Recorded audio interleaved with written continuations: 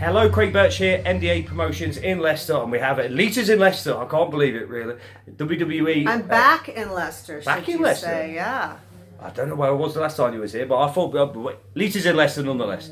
Four-time WWE Ladies Champion and Hall of Famer. The Hall of Fame experience as well. I don't think we've really heard, and that must have been a fantastic experience. So I'll just talk us a little bit about when you were there at the last Hall of Fame. I'm sure I saw you in the crowd as well. Yeah. I think it's kind of your rite of passage. Once you enter the Hall of Fame, then you kind of go back and welcome the new classes in the coming years. Of course, and I think the last time we had the Hall of Fame as well, Ivory was there and Glow and so on. In the same venue. So we were back in New Orleans this year, and then that's where I went in as well. And so yeah, it was nice to be back and to see Ivory, and then Molly Holly was there, of course, and Beth Phoenix and Trish, and we all got some good time together. Of course, you're still very much involved with the WWE as well. I think you have some sort of analytical role and so on. That's the one doing the rounds, and you were recently involved back in the ring again. And are we going to see you back on more of a schedule, or is it just popping every now and again? Just popping in every now and again. Yeah, they their schedule is really tedious. They've always got stuff going on, but kind of like just popping in here and there and saying hello, seeing my friends, seeing the fans, and then getting back to regular life. Of course, it'd be rude not to be a part of the first ever WWE Ladies Royal Rumble. It would have just been rude, so I had to pop in. Yeah. I mean, you've obviously got such a long standing. I mean, I was just looking up in my research earlier, 2 main events. I think you're the first lady to main event 2 separate programs as a ladies wrestler, and it sowed the seeds for what came and what we're now seeing and so on. It's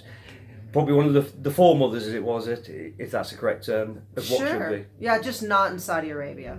Yeah, okay, we were just talking about, funnily enough, I was just coming around to that actually. So, Greatest Royal Rumble is hours away as we film this and so on. We talk about the event and so on. It's amazing though, isn't it? But the one thing is, you're not allowed to have ladies wrestlers over there at present and so on. And that's a shame, isn't it? But I suppose you've got to respect their culture. But they should be a part of this, shouldn't they, ultimately?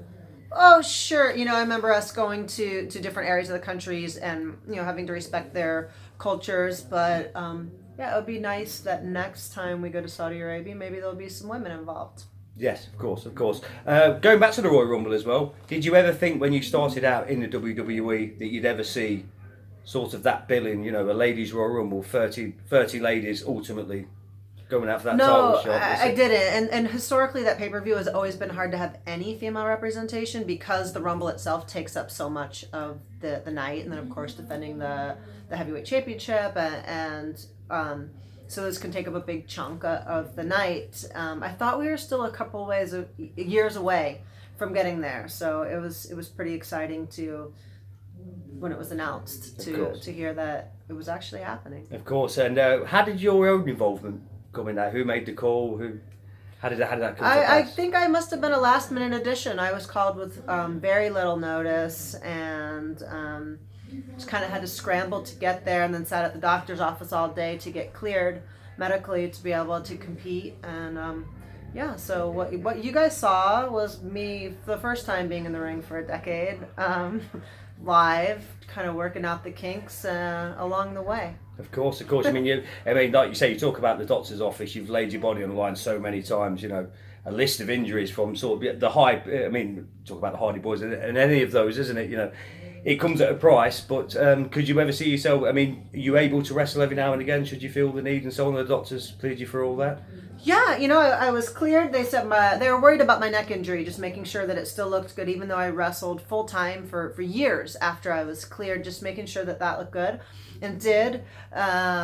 So yeah, I mean, if the right circumstances came up, and I would be up for doing a short program, especially if I had some time to actually train and get in the ring and have a better showing. I think it would be fun. Of course, White's hot as well. I mean, Charlotte Flair it'd be a fantastic program, and various other ladies. And that, could you see yourself doing something like that? Maybe being called in, maybe for Charlotte Flair, she gets a crown back, of course. Is that something you'd love to do? Ric Flair's daughter as well. We've heard about Ric Flair all evening. Oh yeah. I mean, Charlotte's fantastic. She's just such a star. It's great to see her develop into her own and everything. But there's so many talented women up there. I mean, it would be it'd be an exciting program no matter who they paired me with or whatever they decided to do. It'd be fun. Of course, Ronda Rousey, perhaps. You know, Ronda Rousey is the new girl in town. Yeah, new girl on the block. There was so much pressure on her at WrestleMania. You know, people wanting to see if she was going to deliver in this chapter of her career, and I know that she worked really hard to do justice to being in the sports entertainment world, and I was happy to see her. I saw her afterwards, and she was just so happy that I think it's almost like that pressure off, you know, like holding your breath and then can finally have it. And of course the crowd was super behind it, and it was fun, and she should be proud of that. And, you know, we're happy to have another crossover star. It's always fun to see somebody transition well into our world. She also did very well and showed a lot of mat skill as well, in all fairness as well. Yeah, I thought it was a good job mixing up her you know, judo background and her UFC style with the entertaining aspect of, you know, running around and chasing Steph, and Steph's gonna always, you know, hold up her end and make you really want to get to her and stuff. So it was fun. It was great. It was a great match. Okay, final question then. The phone rings the tomorrow. Music's playing, right? They're playing us out. Final question. Ronda Rousey, yes or no? The phone, Triple H on the phone tomorrow. Ronda Rousey, Lita, we need you to work a program with Ronda. Yes or no? Or is it, how much you paying me first? well, right. Yeah, let's take care of some logistics. So, my first question would be, how much time do I have to get in ring shape? Can I have more than 36 hours? That would be the first question. But yeah, sure.